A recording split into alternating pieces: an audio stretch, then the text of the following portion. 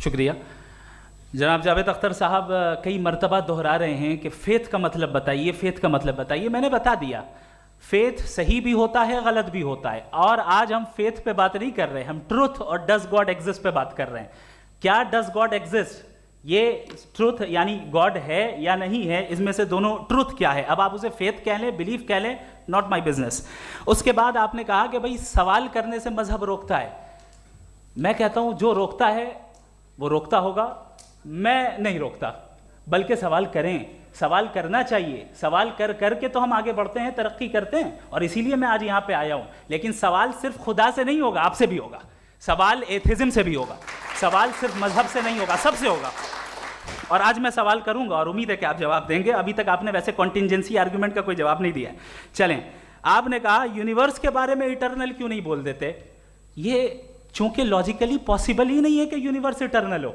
Universe एक contingent चीज है जो टाइम एंड स्पेस के पाबंद है, टाइम एंड स्पेस से बाउंड है।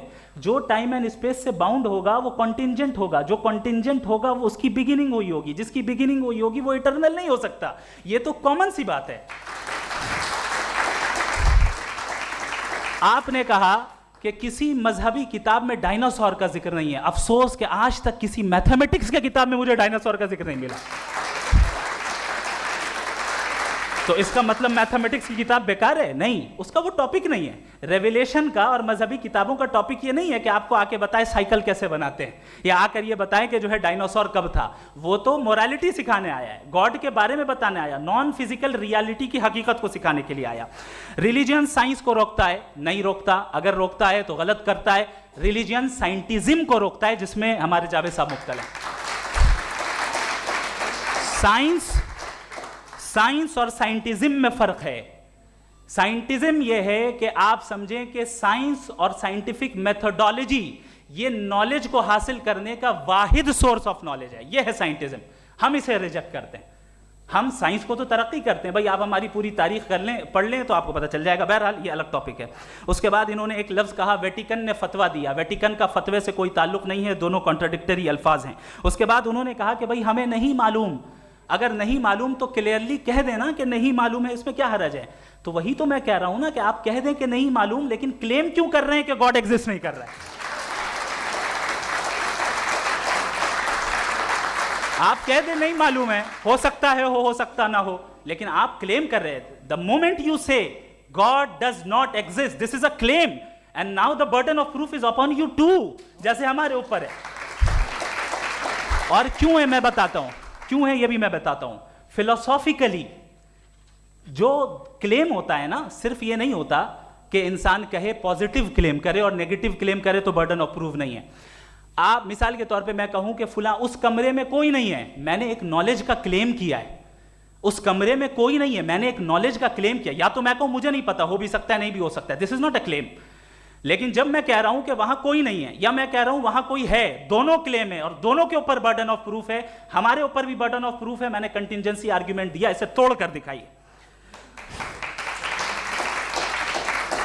आखिरी चीज, इन्होंने कहा कि खुदा दुनिया बनाने से पहले 150 साल पहले या करोड़ों साल पहले क्या कर रहा था। अरे हजरत, चलें बहरहाल मैं जवाब दे देता हूं। आप हमारे रिस्पेक्टेड पर्सनालिटी हैं, अगर आप नहीं होते तो मैं इसे एंटरटेन ही नहीं करता। टाइम, ये 100 साल पहले या 100 साल बाद, पहले बाद में अभी, ये वो अल्फाज हैं जिनका ताल्लुक टाइम से है। टाइम शुरू ही हुआ है यूनिवर्स की बिगिनिंग के बाद, तो उसके पहले खुदा क्या कर रहा था। सवाल इलॉजिकल है, ये फेलेसी है। यानी आप ये कह रहे हैं कि यूनिवर्स के बनने से पहले खुदा क्या कर रहा था। टाइम के बनने से पहले, पहले का ताल्लुक टाइम से, टाइम उस वक्त था ही नहीं, तो ये सवाल ही इनवैलिड है खुदा के ताल्लुक से। दूसरी चीज, आर्ग्यूमेंट ऑफ कंटिंजेंसी जो मैंने आपके सामने पेश की है, आपने बार बार ये प्रूफ किया और ये कह रहे हैं कि गॉड ऑफ गैप्स। देखिए, पहले नहीं मालूम था, साइंस ने कर दिया। सिंपल्स की मिसाल से मैं समझा देता हूं। जिस गैप्स की आप बात कर रहे हैं ना, साइंस उन गैप्स को जिन चीज के जरिए भी प्रूव करेगा वो कॉन्टिंजेंट ही होगा। अब चाहे वो फोर्स हो, मैटर हो या एनर्जी हो। लिहाजा सवाल हमारा उस वक्त भी वैलिड होगा जब तक कि आप नेसेसरी बीइंग पे ना आ जाएं। और इन्फिनिट रिग्रेस पॉसिबल नहीं है of causes in practical world. तो जाहिर है कहीं रुकना पड़ेगा, जहां रुकेंगे वही खुदा है। दूसरी चीज, आपने ये क्या कह रहा था मैं, किस पॉइंट को? What? Oh no, after that. Just now. हाँ, जहां रुकेंगे वही खुदा है। बहरहाल, तो टाइम का जिक्र हो गया, गॉड ऑफ गैप, सॉरी या इसकी एक मिसाल आप ले लें।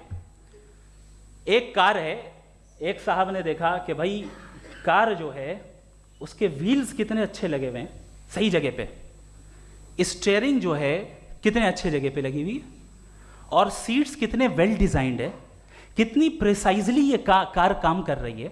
तो जरूर कोई ना कोई इसे क्रिएट किया है, किसी ने क्रिएट किया है। अब जावेद साहब आए और कहे अरे जनाब बोनेट खोलिए, इसमें इंजन है, इंजन इस कार को चला रहा है, hence prove no one has created the car. This is illogical, this is irrational. आपने इंजन के जरिए उस गैप को तो साबित किया, लेकिन क्या उससे कार की जो क्रिएशन है और उसका जो क्रिएटर है ये इम्पॉसिबल हो जाए? ऐसा पॉसिबल है? उसका सवाल खत्म हो जाए? ऐसा पॉसिबल है? नहीं। आपने गैप्स को फिल करके, कॉन्टिंजेंट चीजों से गैप्स को फिल करके हमारे ऑब्जर्वेशन को और ब्रॉड कर दिया।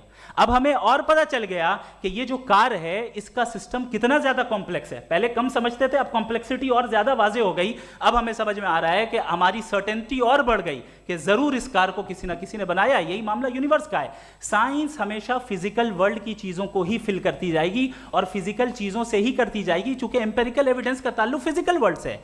आप साइंस के जरिए मेटाफिजिकल रियलिटी को कभी साबित नहीं कर सकते। ये रॉन्ग टूल का इस्तेमाल करना है। ये वही काम है कि आप मेटल डिटेक्टर से प्लास्टिक डिटेक्टर करने चलें, जो कि जाहिर है सही नहीं है। Thank you.